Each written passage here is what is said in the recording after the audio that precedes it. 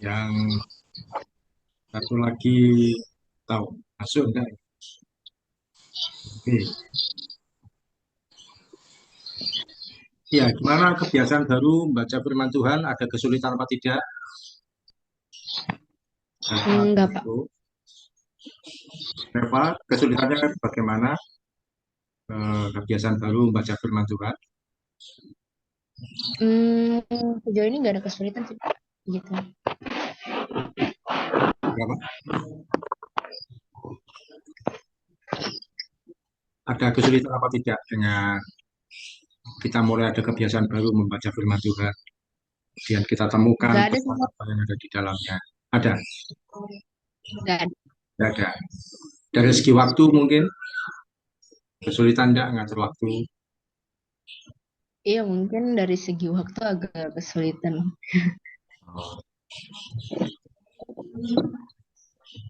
Niku, bagaimana? Kesulitan apa dalam baca firman Tuhan dan menemukan pesan Tuhan selama Nggak ini? ada, Pak. Kenapa? Nggak ada. Tidak ada. Iya, tetap semangat untuk baca firman Tuhan. Meskipun kelihatannya seperti kok tugas wajib, seperti sesuatu yang dipaksakan. Tapi ini kita belajar untuk membiasakan diri sejak masa muda untuk baca firman Tuhan. Ketika kita sudah biasa, nantinya ketika dewasa, kita akan mengerti sendiri bahwa tanpa firman Tuhan kita nggak bisa apa-apa. Jadi, kita akan belajar untuk memahami bahwa firman Tuhan ini bermanfaat bagi kita. Jadi mungkin awal-awal ya ini kita mulai membiasakan diri untuk seperti diwajibkan untuk untuk memiliki kebiasaan baru baca firman Tuhan dan menemukan pesan Tuhan di dalam. Ya, oke, saya harap kalian tetap terus memiliki kebiasaan yang baik baca firman Tuhan. Hari ini saya contoh untuk kita belajar eh, satu topik yaitu yang saya beri judul gambar diri. Elva menghilang atau kemana ini? Wajahnya tidak ada. Nah, munculkan saja. Gambar diri. Mungkin pernah mendengar atau mungkin belum pernah mendengar tentang sesuatu yang disebut dengan gambar diri. Sebagai pembukaannya itu kita akan baca dari Kejadian 1 ayat 27. Kejadian 1 ayat 27. Bisa Nelva membacakan? Nikonya kok hilang malah sekarang. Kenapa ini? Ah, ini dia. Kejadian 1 ayat 27. Ya, Maka Allah menciptakan manusia itu menurut gambarnya, menurut gambar Allah diciptakannya dia, laki-laki dan perempuan diciptakannya mereka. ya. Firman Tuhan mengatakan bahwa kita ini diciptakan menurut gambar Allah, menurut serupa dengan gambaran. Jadi gambar diri itu apa? Gambar diri yaitu penilaian atau cara pandang kita terhadap diri kita sendiri. Sekali lagi, gambar diri yaitu penilaian atau cara pandang terhadap diri kita sendiri. Kalau Nelva dan Iko memandang dirinya sebagai seorang anak yang dikasih Tuhan, seorang anak yang baik, seorang anak yang hidupnya benar, seorang anak yang dipakai oleh Tuhan, atau seorang dalam gambaran yang positif, maka gambaran dirimu positif. Tapi kalau Niko dan Elva memandang diri sebagai aku ini orang yang gagal, aku ini orang yang nggak ada artinya, aku ini orang yang tidak bisa apa-apa, maka gambar diri kita menjadi rusak. Jadi gambar diri yaitu penilaian atau cara pandang kita terhadap diri kita sendiri. Nah, kalau gambar diri kita positif, kita memandang diri kita positif, memandang diri kita baik, maka aman gambar diri kita baik. Bahkan mungkin kita bisa berkata, sekalipun aku lahir dari orang, dari keluarga yang ekonominya tidak mampu, tapi aku adalah pribadi yang dikasih oleh Tuhan. Maka gambar diri kita baik. Sekalipun mungkin aku tidak punya harta yang banyak seperti anak-anak yang lain. Orang itu aku mungkin biasa saja, tapi mereka adalah orang yang diberkati Tuhan. Tapi aku percaya kehidupanku berhasil dalam tangan Tuhan. Maka gambar diri kita baik. Tapi kalau kita memandang diri kita buruk, maka gambar diri kita akan menjadi rusak. Jadi sekali lagi gambar diri yaitu penilaian atau cara pandang terhadap diri kita sendiri. Yang harus kita sadari yaitu bahwa Tuhan menciptakan kita menurut gambar dirinya. Kalau menurut gambar diri Tuhan, sehingga kita adalah memiliki gambar diri yang baik. Dalam bahasa Yunani ada istilah namanya imago Dei. Imago Dei yaitu segambar dengan Tuhan. Apa yang dimaksud dengan segambar dengan Tuhan? Yang pertama yang kita perlu mengerti bahwa kita ini salinannya Tuhan. Kita ini kopiannya Tuhan. Tapi bukan secara fisik. Kita kopiannya Tuhan secara karakter, secara pola pikir, secara tingkah laku. Artinya apa? Kita harus memunculkan karakter yang benar, sesuai yang firman Tuhan inginkan. Buah-buah roh harus kita miliki, kita munculkan yang bisa dinikmati orang lain. Buah-buah roh itu apa saja? Nelva masih ingat apa saja buah-buah roh itu? Pernah tahu? Kasih sukacita, damai sejahtera, kesabaran, kemurahan, kelemah lembutan, Ya, dan penguasaan diri. ada berapa? Ada 9. Kasih, Sembilan. sukacita, damai sejahtera, kesabaran, Kebenaran. kebaikan, kelemah lembutan, kemurahan, dan kekuasaan. Ada 9. Dan itu yang kita munculkan. Kita ini adalah kopiannya Tuhan, gambar dirinya Tuhan, gambarannya Tuhan. Kalau kita disakiti, kita tidak membalas dengan cara yang sama. Oke? Kalau situasi yang kelihatannya menyedihkan, kita tetap tidak kehilangan sukacita. Misalkan ada berita yang menurut kita tidak baik, kita tetap mengucap syukur. Kita bisa berbuat baik pada orang lain. Itu adalah secara karakter kita ini merupakan salinannya. Betapa banyak orang-orang, termasuk anak-anak Tuhan, orang Kristen, ketika menghadapi masalah, mudah tersinggung, mudah marah, dan sakit hati. Tapi kiranya kita memunculkan karakter yang indah, karena kita ini adalah salinannya Tuhan. Kita ini salinannya Tuhan secara karakter, pola pikir yang benar. Itu firman Tuhannya ada di Roma 12 ayat 2. Coba minta tolong dibaca oleh Niko. Roma 12 ayat 2. Roma 12 ayat 2.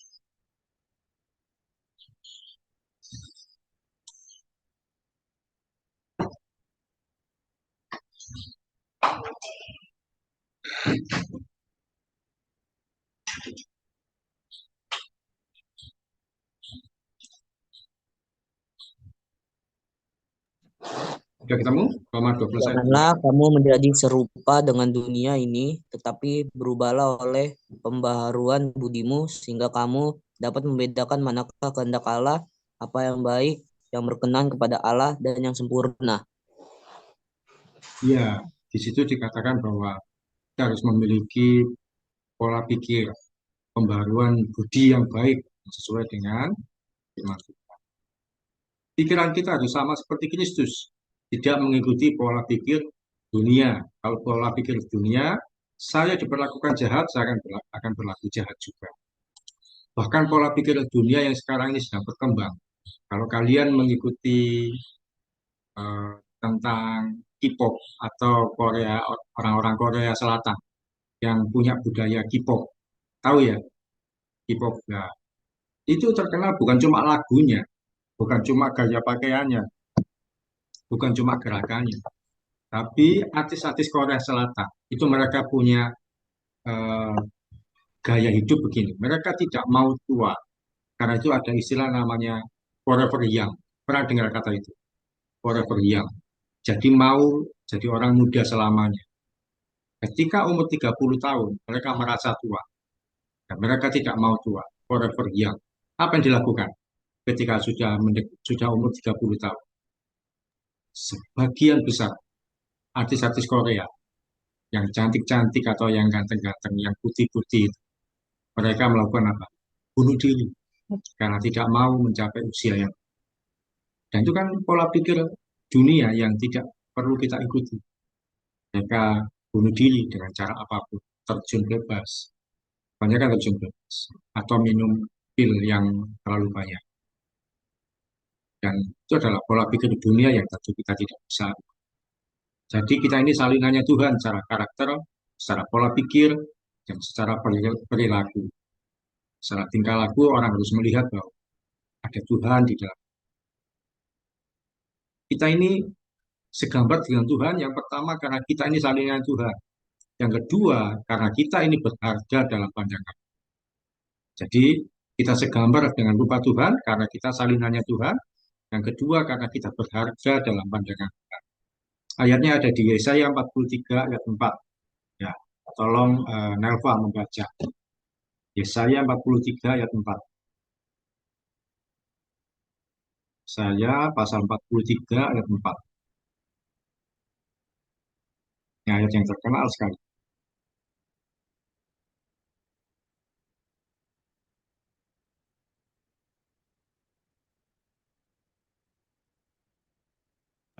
Yesaya 43 ayat berapa, Pak?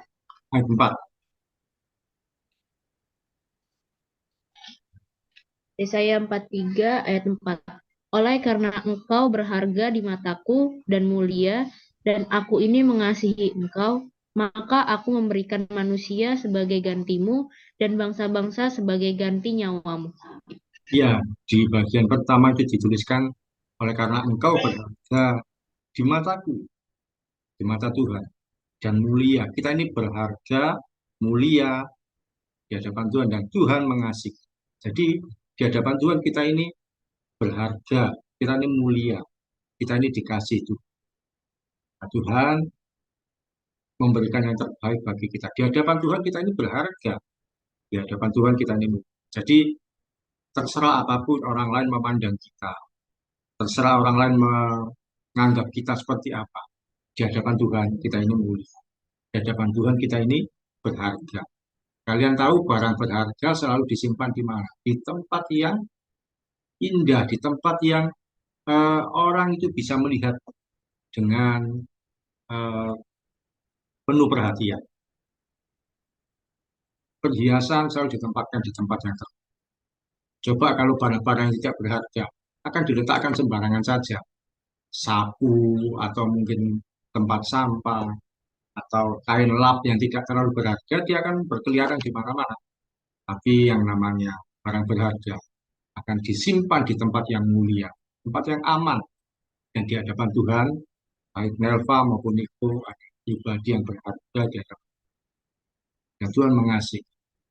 Tidak peduli bagaimana latar belakang ekonomi, latar belakang keluarga, di hadapan Tuhan, kita ini berharga. Dan jadi arti dari bahwa kita ini adalah serupa dan segambar dengan Tuhan. Yang pertama, kita ini salingannya Tuhan dalam karakter dan tingkah laku dan pola. Kemudian kita ini berharga dalam pandangan Tuhan.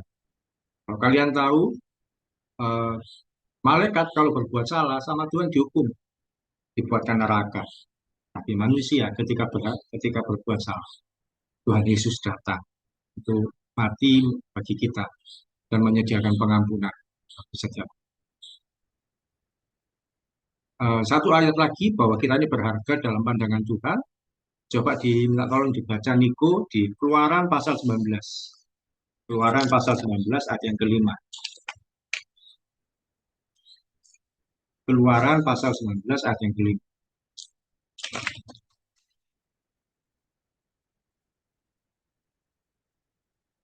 Keluaran pasal 19 ayat.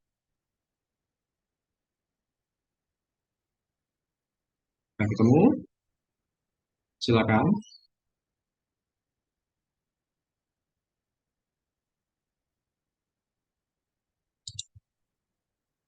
Ayat berapa, Pak?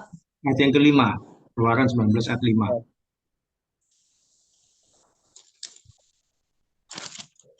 Bentar. Oke. Ya, silakan. Jadi sekarang jika kamu sungguh-sungguh mendengarkan firman-Ku dan berpegang pada perjanjianku, maka kamu akan menjadi harta kesayanganku sendiri dari antara segala bangsa. Sebab akulah yang mempunyai yang mempunyai seluruh kami. seluruh bumi. Jadi di Ya, hadapan Tuhan kita ini adalah harta kesayangan. Tidak peduli bagaimana eh, warna kulit kita, tidak peduli bagaimana bentuk mata atau asal suku bangsa kita, tidak peduli bagaimana apa yang menjadi latar belakang kita, berat badan, tinggi badan. Ada orang yang minder karena berat badannya, ada orang yang minder karena tinggi badannya, dia pendek, ada yang minder karena berat badannya. Beberapa hari yang lalu atau kemarin ya, 2 hari yang lalu, ada orang yang berat badannya besar sekali, tapi akhirnya dia dirawat di rumah sakit, kemudian akhirnya meninggal. Kalau sempat mengikuti berita. Tidak peduli berapa berat badan kita, tinggi badan, warna kulit, bentuk mata, sipit atau lebar, dan sebagainya. Kita ini adalah harta kesayangannya Tuhan. Jadi tidak usah minder ketika bergaul dengan orang lain.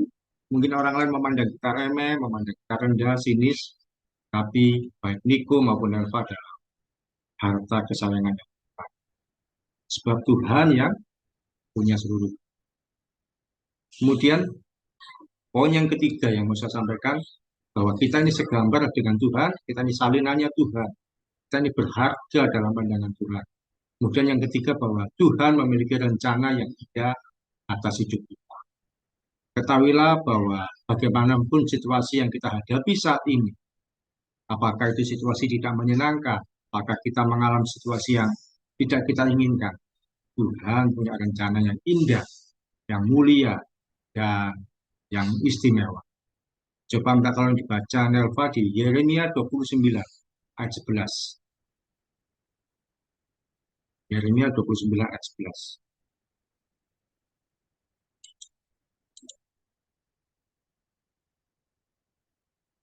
Sebuah bagian firman Tuhan yang tentu tidak asing lagi bagi kita. Yeremia 29 ayat 11, silakan. Sebab aku ini mengetahui rancangan-rancangan apa yang ada padaku mengenai kamu, demikianlah firman Tuhan, yaitu rancangan damai sejahtera dan bukan rancangan kecelakaan, untuk memberikan kepadamu hari depan yang penuh harapan. Ya, Tuhan memiliki rancangan pada kita, rancangan yang damai sejahtera. Tuhan tidak pernah merancangkan kecelakaan. Dia memberikan kepada kita hari depan yang penuh harapan. Penuh. Meskipun sekarang kita hadapi situasi yang tidak menyenangkan, mungkin tidak baik, mungkin terkesan buruk, tapi percayalah, Tuhan punya rancangan yang indah atas hidup kita. Kita nggak bisa melihat sekarang. Satu kali kita akan memahami, ngerti. Ketika kita melihat ke belakang, oh ternyata yang saya alami ini adalah ada maksud. Kalian tahu, Daud ketika masa mudanya, dia dikejar-kejar oleh Raja Saul. Dianggap sebagai pribadi yang eh, mau merebut kekuasaannya. Daud lari dari satu gua ke gua lain. Dia sembunyi. Tapi kita tahu bahwa pada akhirnya dia yang menjadi raja. Menggantikan Saul. Tanpa harus membunuh Saul. Dia yang menjadi raja. Yusuf yang kita tahu kisahnya, dia dijual oleh saudara-saudaranya untuk menjadi budak. Bahkan dia dianggap sudah mati. Saudara-saudaranya ngomong ke bapaknya, Yusuf sudah mati. Dia dijadikan budak, tapi pada akhirnya dia pun menjadi penguasa di mana? Di Mesir. Jadi penguasa yang memberkati saudara-saudara. Perlu waktu bertahun-tahun, belasan tahun, puluhan tahun, sampai akhirnya menyadari bahwa ternyata Tuhan punya rencana. Kalau hari-hari ini kalian ada dalam situasi yang tidak menyenangkan, percaya bahwa Tuhan punya rencana. Rencana Tuhan bukan hanya di hari, tapi di hari-hari mendatang. Tuhan akan mengerjakan yang terbaik. Kasih hidup Niko dan Elva. Itu bahwa 3 poin bahwa kita ini segambar dengan Tuhan karena kita ini salinannya Tuhan. Kemudian yang kedua bahwa kita ini berharga dalam pandangan. Ketiga, Tuhan memiliki rencana yang indah atas hidup. Itu sudut pandangnya Tuhan bagi kita. Semuanya baik, semuanya indah, semuanya positif. Tapi sayang sekali, iblis tidak terima dia mencoba untuk menggagalkan rencana Tuhan dalam hidup kita. Ada beberapa hal yang dirusak oleh iblis dalam kehidupan kita. Dia memberi gambaran diri yang rusak bagi kita. Sehingga akhirnya kita menjadi pribadi yang rusak, yang merasa tidak benar. Apa yang dicoba dirusak oleh iblis? Dia menanamkan beberapa hal. Dia memberikan cara berpikir yang salah. Yang pertama adalah dengan takut gagal. Kegagalan itu bukan sesuatu yang mengerikan dan bukan akhir dari segalanya. Tapi iblis menanamkan bahwa kalau kamu gagal, itu sudah akhir dari semuanya. Kamu nggak akan bisa lagi. Kamu nggak akan bisa untuk melanjutkan studi. Itu yang ditanamkan oleh iblis. Dan iblis mengatakan lebih baik tinggal dalam situasi yang lama daripada mencoba sesuatu yang itu yang ditanamkan oleh iblis. Tapi jangan takut dengan kegagalan. Ada banyak orang ketika gagal menjadi trauma hidupnya. Percaya bahwa Tuhan memakai hidup kita dengan ya, konsep berpikir yang benar adalah sekalipun kemampuanku terbatas, Tuhan tetap akan memakai hidupku untuk kemuliaan. Sekalipun hari ini gagal, tapi ini adalah pembelajaran yang baik bagi kita. Coba dibuka sebentar, minta tolong Niko dibaca dari 1 Korintus. 1 Korintus 1 ayat 27. 1 Korintus 1 ayat 27.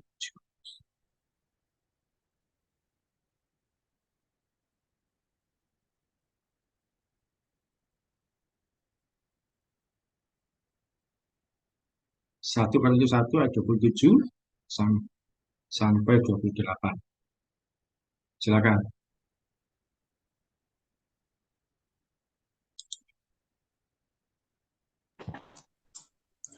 Tetapi apa yang bodoh bagi dunia dipilih Allah untuk memalukan orang-orang yang berhikmat, dan apa yang lemah bagi dunia dipilih Allah untuk memalukan apa yang kuat, dan apa yang tidak terpandang dan yang hina bagi dunia dipilih Allah, bahkan apa yang tidak berarti dipilih Allah untuk meniadakan apa yang berarti.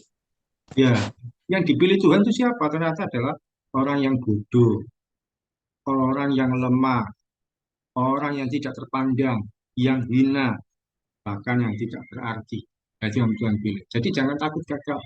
Tuhan bisa mengubah kegagalan dalam hidup kita menjadi rencana yang indah, jadi keberhasilan. Yang pertama bahwa iblis memberikan konsep pola pikir yang salah dengan takut gagal.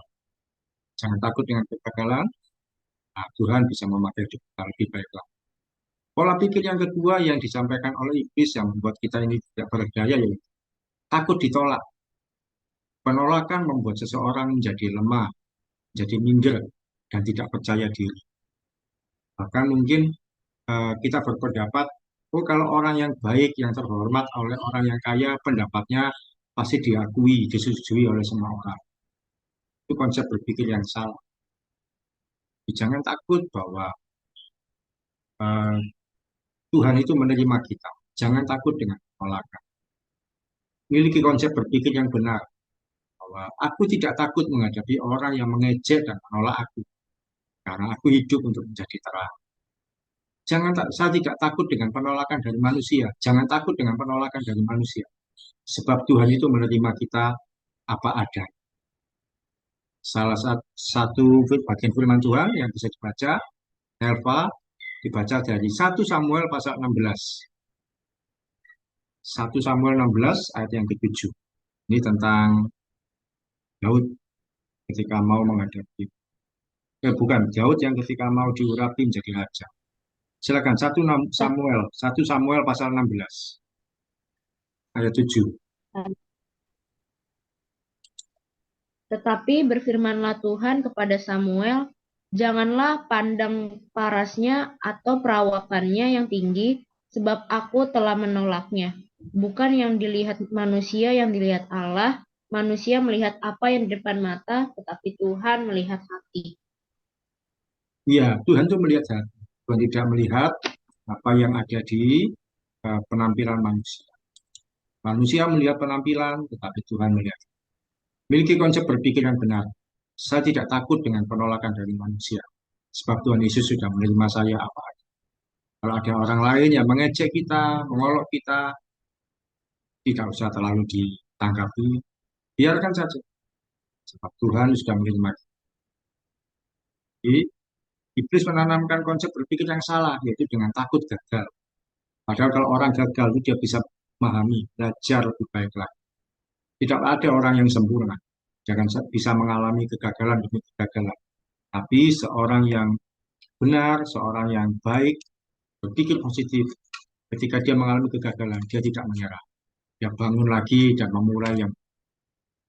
Dan konsep berpikir yang salah yang ditanamkan oleh iblis adalah takut ditolak, merasa bahwa dirinya minder, tidak bisa apa-apa, tidak berani berbicara di depan orang banyak, misalkan.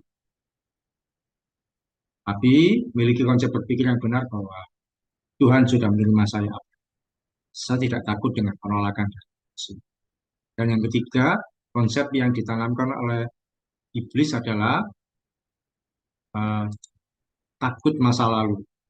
Konsep berpikir yang salah yaitu kita merasa masa lalu kita itu adalah masa lalu yang menyakitkan. Miliki konsep berpikir yang benar bahwa sekalipun masa lalu saya percaya Tuhan tetap menghargai saya. Itu tentang hari ini yang bisa kita sharingkan adalah pernah nggak di dalam kehidupan kalian, baik Nelvan maupun Nick, kamu merasa bahwa hidupmu ini merasa gagal, gambar dirimu rusak, takut gagal, takut ditolak, atau takut masa lalu, merasa bahwa hidup saya tidak ada. Pernah nggak Niko atau Nelva mengalami hal seperti itu? Pernah, Pak. Nelva mungkin Pernah. kamu mengalami gambar diri yang rusak, Iya, pernah ngerasa gagal gitu. rasa gagal itu dalam hal apa itu? Yang pernah, Contohnya itu kayak yang kemarin itu apa nggak lolos masuk SMA. oh yang nggak lolos itu, Iya, sama waktu pas mau masuk SMP juga kan sempat ketolak juga yang tahap pertama. Waktu itu ngerasa gagal karena kayak kok nggak bisa ya kayak gitu buat masuk sekolah aja susah gitu kan. Ngerasa gagal banget pokoknya. ya. Tapi percaya sekalipun dimanapun Tuhan tempatkan, apakah kalau Tuhan izinkan Hmm. masuk ke SMA yang 19 itu, ataupun di tempat manapun, Tuhan sedang sediakan rencana yang terbaik bagi hidup Nelva. Ya. Niko, pernah mengalami sesuatu dan Enggak, kamu merasa gambar dirimu rusak? Gimana? enggak pernah. Tidak pernah. Iya, Masih aman-aman saja. Ya, dalam kondisi apapun kita percaya bahwa eh, diingat kita ini adalah salinannya Tuhan. Yang kedua bahwa kita ini berharga di hadapan Tuhan. Dan yang ketiga, Tuhan punya rencana yang indah atas kehidupan kita. Apapun situasi dan kondisi yang kita alami. Ya, oke, itu saja untuk pembelajaran hari ini itu mengenai gambar diri bahwa kita ini adalah gambarannya Tuhan. Jangan lupa tetap baca firman Tuhan setiap hari sebagai penuntun langkah kehidupan setiap kita, walaupun kalian masih muda, firman Tuhan adalah penuntun langkah. Iya, Niko dan Nelva, tetap semangat baca firman Tuhan. Kita akhiri dalam doa. Mari kita bersatu hati dalam doa. Tuhan Yesus, kami mengucap syukur, kami boleh belajar firman-Mu pada hari ini. Kami percaya bahwa rancangan-Mu indah atas anak-anak-Mu ini ya Tuhan, dimanapun mereka akan menempuh pendidikan SMA, dan percaya Tuhan yang buka jalan. Untuk situasi-situasi yang pernah dihadapi, kami percaya Engkau yang penolong, yang memberikan jalan keluar yang terbaik untuk ke depan. Kalau Tuhan izinkan ketika pengumuman minggu depan Tuhan, nggak boleh diterima di SMA 19 Bekasi yang menjadi impian dan doa mereka. Memberkati orang tuanya menyediakan segala sesuatu yang dibutuhkan. Terima kasih Tuhan, kami percaya Nelva, Niko, anak-anak yang berharga di alam pandangan. Dan mereka adalah memiliki karakter yang indah seperti yang Tuhan inginkan sesuai dengan firman Tuhan ajar.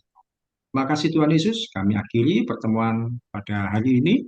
Pertemuan kami minggu depan dalam situasi yang lebih baik dan juga setiap hari itu kami boleh tetap komitmen baca firman Tuhan. Dalam nama Tuhan Yesus, kami berdoa dan mengucap syukur. Amin. Ya, Terima kasih, Pak. terima kasih Niko dan Elva. Shalom.